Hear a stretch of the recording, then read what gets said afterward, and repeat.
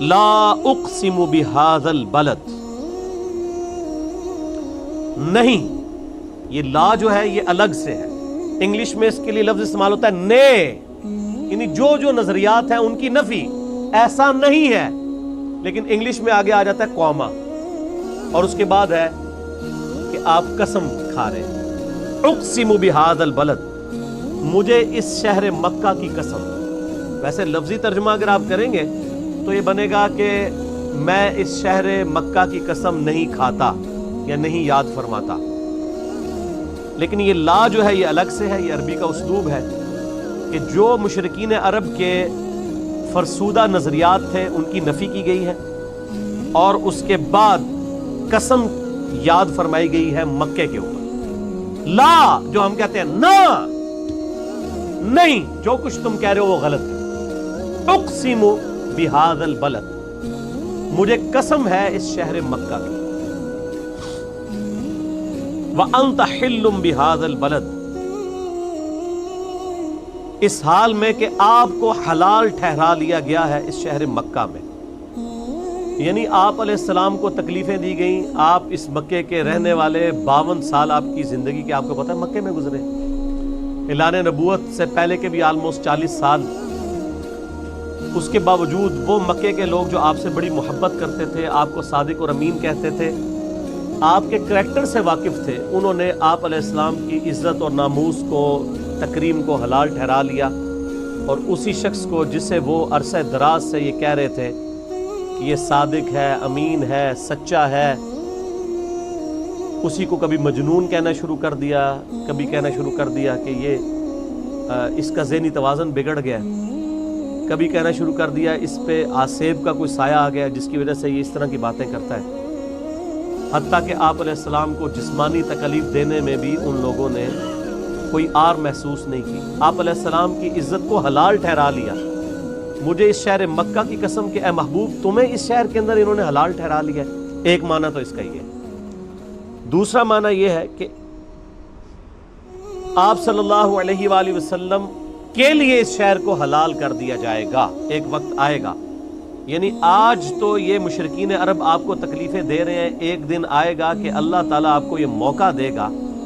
کہ آپ یہ مکے کے رہنے والے لوگوں سے اپنا بدلہ اتاریں گے۔ یہ الگ بات ہے کہ جب وہ موقع آیا تو آپ علیہ السلام نے وہی کہا جو حضرت یوسف علیہ السلام نے کہا تھا، لا تثریب علیکم اليوم، آج تم پہ کوئی گرفت نہیں ہے۔ تو ایک وقت آئے گا تمہارے لیے حلال کر دیا جائے گا یہ شہر، جس طرح آج تمہیں یہاں پہ حلال کر رہے ہیں، یہ تم پر یہ شہر مکہ حلال ہو جائے گا۔ حالانکہ مکہ وہ شہر تھا کہ نبی صلی اللہ علیہ وآلہ وسلم کی بعثت سے پہلے بھی وہاں پر مکے کی سرزمین کے اندر حرم میں اگر کسی کا جانی دشمن، اس کے بچے یا باپ کا قاتل بھی سامنے آ جاتا تو اس کو امن مل جاتا تھا۔ وہ کہتے تھے کہ حرم کے اندر تلوار نہیں ہم چلا سکتے، یعنی اسلام کے آنے سے پہلے بھی۔ تو اللہ تعالیٰ فرماتا ہے کہ مجھے قسم اس شہر مکہ کی، حالانکہ آپ کو اس میں حلال ٹھہرا لیا گیا ہے، اور آپ صلی اللہ علیہ وآلہ وسلم کے لیے بھی ایک دن آئے گا کہ آپ کے لیے بھی شہر مکہ حلال کر دیا جائے گا۔ وَوَالِدٍ وَمَا وَلَدٍ، اور مجھے قسم ہے باپ کی اور اس کی اولاد کی۔ ایک اس کی تفسیر یہ کی گئی ہے کہ یہاں باپ سے مراد ابراہیم علیہ السلام ہے اور ان کی اولاد سے مراد نبی صلی اللہ علیہ وآلہ وسلم، کیونکہ شہر مکہ میں بنو اسماعیل آباد تھے، وہ ابراہیمی تھے، ابراہیم علیہ السلام کی اولاد میں سے تھے، اور خود نبی صلی اللہ علیہ وآلہ وسلم ابراہیمی تھے، اولاد کے اعتبار سے بھی اور عقیدے کے اعتبار سے بھی۔ اور ایک اس کا معنی اگر جنرلائز کیا جائے تو وہ جنرل معنی یہ بنے گا اس کا کہ باپ اور اس کی اولاد کی قسم، یعنی باپ کو اللہ تعالیٰ نے ایک مشقت میں ڈالا ہے نا، اولاد کی پرورش اس کے ذمہ ہے، اور اس کی وجہ سے اس کی اہمیت بھی ہے۔ لقد خلقنا الانسان فی کبد، بے شک ہم نے انسان کو بڑی مشقت میں پیدا کیا۔ سورہ انشقاق کے اندر بھی اس طرح کی آیات آئی تھی، میں نے ڈیٹیل گفتگو کی تھی کہ ہر شخص مشقت میں پیدا کیا گیا، پیدائش سے لے کے مرتے دم تک انسان مشقت میں، خصوصاً جب وہ جوانی کی عمر میں قدم رکھتا ہے تو مشقت میں اضافہ ہو جاتا ہے، اور وقت کے ساتھ ساتھ انسان پہ برا وقت ہی آتا ہے، اچھا وقت نہیں آتا۔ انسان کی مصروفیات بڑھ جاتی ہیں، انسان کی تگ و دو بڑھ جاتی ہے، اولاد کی تربیت کا معاملہ، ان کے رزق کا بندوبست کرنا، ظاہر اللہ نے اسباب کے ساتھ چیزوں کو جوڑا ہوا ہے، تو پوری زندگی انسان مشقت کاٹتا رہتا ہے۔ لیکن کامیاب ہیں وہ لوگ جن کی یہ مشقت اللہ کے لیے ہوتی ہے، چاہے وہ اپنے بیوی بچوں کے لیے بھی کر رہے ہیں، لیکن خدا ٹاپ پرائرٹی رہے، اللہ کو ترجیح اول مانے۔ جیسے ہی اللہ کے حوالے سے ترجیح ہٹ گئی تو آپ کی بڑی سی بڑی نیکی بھی زیرو سے ملٹیپلائی ہو جائے گی۔ ایک شخص رزق حلال کما رہا ہے، اس کے لیے نیکی ہے، لیکن اگر اس کی وجہ سے وہ نمازیں چھوڑ رہا ہے، روزے چھوڑ رہا ہے، اللہ کے احکامات کو پامال کر رہا ہے، تو یہ اس کی نیکی پھر کس کام کی ہے؟ وہ تو پھر کئی اور لوگ بھی کر رہے ہیں۔ کیا دنیا میں لاکھوں غیر مسلم ایسے نہیں ہیں جو حلال کما رہے ہیں؟ بڑے بڑے اپ رائٹ قسم کے لوگ ہیں، اس طرح کے آپ کو مسلمانوں میں دکھانے مشکل ہو جاتے ہیں، لیکن جب تک خدا کے ساتھ کمٹمنٹ نہیں ہوگی آپ کی نیکیوں کا آپ کو فائدہ نہیں ہوگا۔ تو انسان کو مشقت میں اللہ نے پیدا کیا، ماں کو بھی مشقت اٹھانی پڑتی ہے، باپ کو بھی اٹھانی پڑتی ہے، اور انسان جب یعنی بچپن میں تو اس کی بڑی بادشاہ والی زندگی ہوتی ہے، جو جوانی میں قدم رکھتا ہے اس کی مشقت کا دور شروع ہو جاتا ہے، حتیٰ کہ انسان اس زندگی سے فارغ ہو جاتا ہے۔ اتنی تکلیفیں اٹھانے کے بعد ابھی آخرت کی تکلیفیں باقی ہیں۔ اگر کسی نے دنیا میں اللہ کی مرضی کی زندگی گزاری تو اس کی یہ مشقت عارضی ہے، ہمیشہ کی کامیابیاں اس کا مقدر ہے، اور اگر کسی نے دنیا اپنی مرضی کی گزاری تو یہاں پہ کتنی عیاشی کر لے گا، وہ الٹیمیٹلی مر کے ہمیشہ کی زندگی میں اللہ تعالیٰ کے حضور اسے ناکامی کا سامنا کرنا پڑے گا، اور ہمیشہ کی مشقتیں، ذلت اور عذاب اس کا مقدر ہونے والی ہیں، والعیاذ باللہ تعالی۔ تو انسان کی کوشش ہوتی ہے، اب وہ کوشش اگر پازیٹیو ہے رزلٹ پازیٹیو نکلے گا، نیگیٹو ہے تو نیگیٹو نکلے گا۔ اسی کا ذکر اب آگے آ رہا ہے، اَيَحْسَبُ أَن لَّن يَقْدِرَ عَلَيْهِ أَحَدٌ، کیا انسان یہ گمان کرتا ہے کہ اس پر کسی کا بس نہیں چلے گا؟ یعنی وہ اگر دنیا اپنی مرضی کی گزار ہے تو یہ سمجھ رہا ہے آخرت بھی اپنی مرضی کی گزارے گا؟ نہ، ایسا نہیں ہوگا۔ یقول اہلکت مالا لبدا، بڑے فخر سے کہتا ہے کہ میں نے تو بڑا مال خرچ کیا ہے۔ اسپیسیفکلی تو اشارہ ہے مشرکین عرب کے ان امیر لوگوں کی طرف جن کا ذکر قرآن پاک میں کئی جگہ ہے، کہ وہ بڑا فخر کرتے تھے کہ ہم حرم مکہ کی جو خدمت ہے وہ ہمارے ذمہ ہے، ہم یہاں پہ حاجیوں کے اوپر جو ہے وہ خرچہ بھی کرتے ہیں، اللہ کی راہ میں لوٹاتے ہیں۔ اللہ فرماتا ہے ان اعمال کا فائدہ نہیں ہے جب تک تم اللہ کی توحید اور اس کے نبی علیہ السلام کی رسالت پر ایمان نہیں لاؤ گے، شرک سے کنارہ کشی اختیار نہیں کرو گے، تو یہ حاجیوں کے اوپر کھانا پینے کے اوپر پیسے صرف کرنا، یہ مال جو تم لگا رہے ہو اور بڑی اکڑ رہے ہو کہ اللہ کے حضور اس کا کوئی اجر ملے گا، کوئی اجر نہیں ہے اس کا۔ اَيَحْسَبُ أَن لَّمْ يَرَهُ أَحَدٌ، کیا وہ خیال کرتا ہے کہ اسے کسی نے نہیں دیکھا؟ اس کو نہیں پتا یہ تم لوگ کس لیے کر رہے ہو، وہ کرتے تھے صرف اپنی عمارت کو جتانے کے لیے، ریاکاری کے لیے، لوگوں پہ اپنی جو دولت ہے اس کا روب ڈالنے کے لیے۔ جس طرح آج کل بھی آپ دیکھتے ہیں لوگ مساجد کے اندر وضو خانے بنواتے ہیں، ٹوائلٹس بنواتے ہیں، قالین ڈلوا لیتے ہیں، تو باقاعدہ وہ کئی جگہ پہ تو دیکھا گیا نیم پلیٹ لکھوا دیتے ہیں کہ وضو خانہ فلاں کے لیے ہوا ہے، فلاں کے سالے ثواب کے لیے۔ بھئی اگر سالے ثواب کے لیے بھی ہے تو اللہ کو تو پتہ ہے نا، آپ کے لکھنے کا تو اللہ محتاج نہیں ہے، نیکیوں کو تو چھپانا چاہیے، یہ خطرہ ہے کہ آپ کی نیکیاں برباد ہو جائیں۔ اور کئی لوگ تو جو ہے وہ حرام کے مال سے جو ہے اس طرح کے معاملات چل رہے ہوتے ہیں ان کے، اور وہ یہ سمجھتے ہیں کہ ہم اللہ کی راہ میں تھوڑا سا پیسہ خیرات کر کے اپنے باقی کے مال کو حلال کر لیں گے، ایسا نہیں ہوگا۔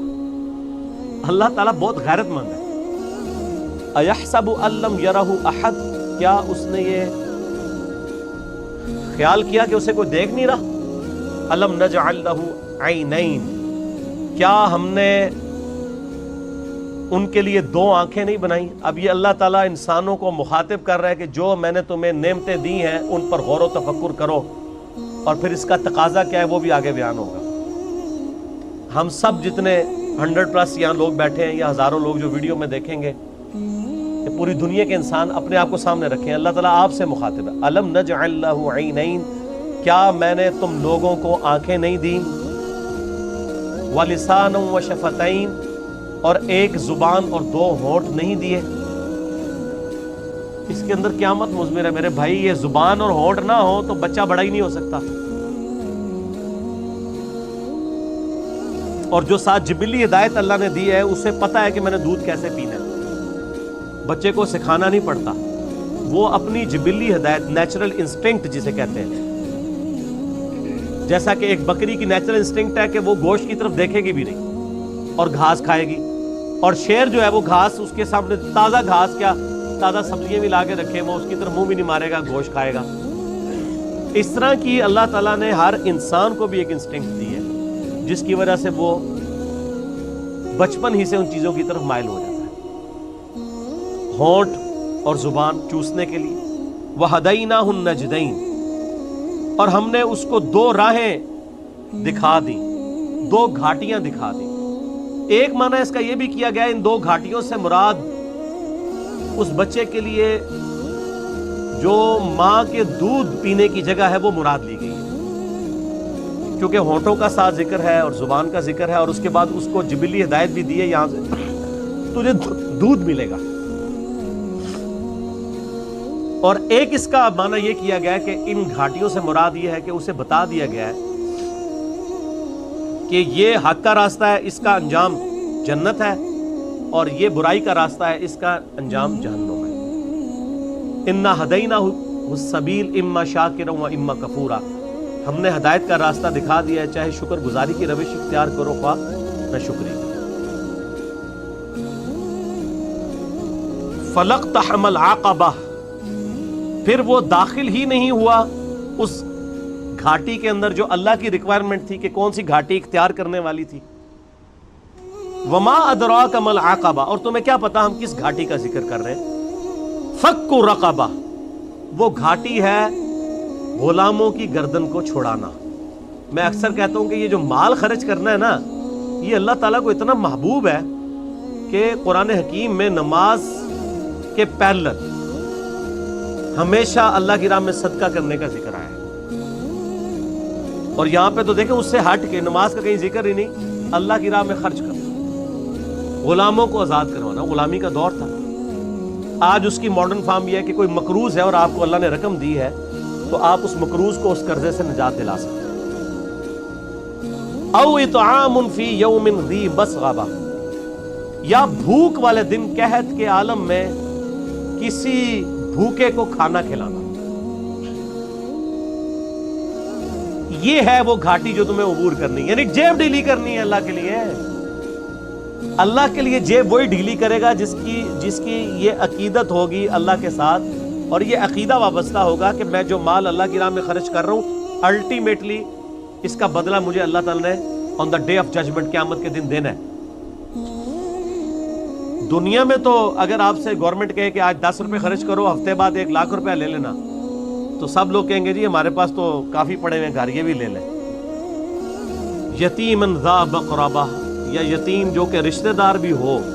اسے کھانا کھلایا جائے. او مسکینن ذا متربہ، یا مسکین جو ہے جو خاک نشین ہے، مٹی پہ بیٹھنے والے جن کے پاس جگہ بھی نہیں ہے، ان کو کھانا کھلانا. یہ اللہ تعالیٰ کے حضور نیکیوں میں سے ایک نیکی ہے. ثم کان من الذین آمنوا وتواصوا بالصبر وتواصوا بالمرحمہ، پھر اس کے بعد ایمان والوں سے جو ایک دوسرے کو نصیحت کرتے ہیں صبر کی، اور ایک دوسرے کو رحمت کی نصیحت کرتے رہتے ہیں. دیکھیں اللہ کی راہ میں صدقہ اور خیرات کرنے کے بعد اللہ تعالیٰ نے ایمان لانے کا ذکر کیا ہے، اور اللہ کی راہ میں جو صبر و استقامت ہے اس کا ذکر کیا ہے، صرف امپورٹنس بتانے کے لیے کہ اللہ کی راہ میں جیب ڈھیلی کرنے کی کتنی امپورٹنس ہے. ایمان لانے والے، صبر اختیار کرنے والے، اور صبر کی تلقین کرنے والے. یہ تو خیر ڈیٹیل آگے سورۃ العصر میں آئے گی نا، جو 4 کامیابی کے لیے شرائط ہیں، ان میں آخری 2 شرائط یہی ہیں کہ آپ نے حق بات کی تلقین کرنی ہے اور صبر کی تلقین کرنی ہے. اولئک اصحاب المیمنہ، یہی وہ لوگ ہیں جو قیامت والے دن دائیں ہاتھ والے ہوں گے، یعنی ان کا نامہ اعمال ان کے دائیں ہاتھ میں دیا جائے گا. والذین کفروا، وہ جو انکار کرنے والے ہیں، ناشکری کرنے والے ہیں، بی آیاتنا، ہماری آیات کی، ہم اصحاب المشأمہ، وہ لوگ ہوں گے بائیں ہاتھ والے، علیہم نار مؤصدہ، ان پر قیامت کے دن آگ چھا رہی ہوگی۔ وَلِعَوْذُ بِاللَّهِ تَعَالَى اللہم اجرنا من النار، آمین۔